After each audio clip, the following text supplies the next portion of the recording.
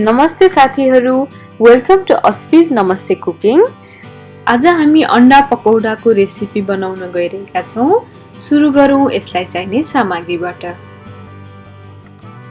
हामीलाई चाहिन्छ उसिनेको अन्डा र मसलाहरूमा चामलको पिठो, बेसनको पिठो, मरिचको धुलो, खुर्सानीको धुलो, नुन, बेसार र कागतीको रस र फ्राई गर्नको लागि पकाउने तेल। अब एउटा भाँडो लिऊँ। यसमा मैले चामलको पिठो राखिदिएँ। यसै गरी बेसनको पिठो, खोर्सानीको धुलो, नुन, मरिचको धुलो, बेसार, कागतीको रस र यसलाई मिसाऊँ।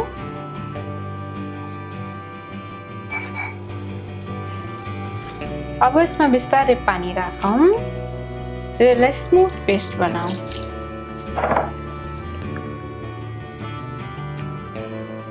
यसरी हामीले पेस्ट रेडी गरेका छौं। यतिको बाक्लो भएको छ। अब यसलाई म कमसे कम पनि 30 मिनेटदेखि 45 मिनेटसम्म फ्रिजमा राखिदिन्छु।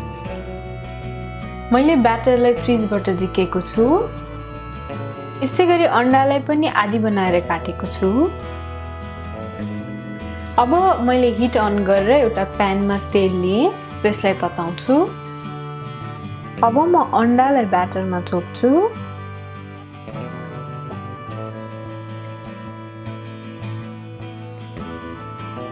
र यसलाई तेलमा राख्छु। यस्तै गरी बाँकी अन्डालाई पनि ब्याटरमा चोप्दै पकाऊँ।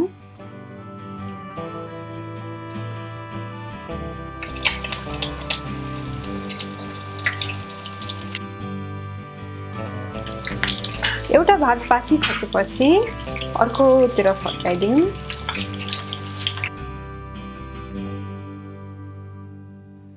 अब हामी फ्राई भएको अन्डा पकौडालाई एउटा प्लेटमा पेपर टावेल राख्छौं र त्यसमा राख्दै जान्छौं।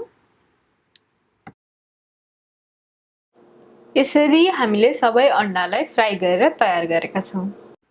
यसरी तयार भएको अन्डा पकौडालाई हजुरहरू पनि आफ्नो फेभरेट सससँग खानुहोला। Thank you for watching our video. हजुरहरूलाई हाम्रो भिडियो मन पर्यो भने प्लिज हाम्रो च्यानललाई लाइक, शेयर र सब्स्क्राइब गरिदिनु होला।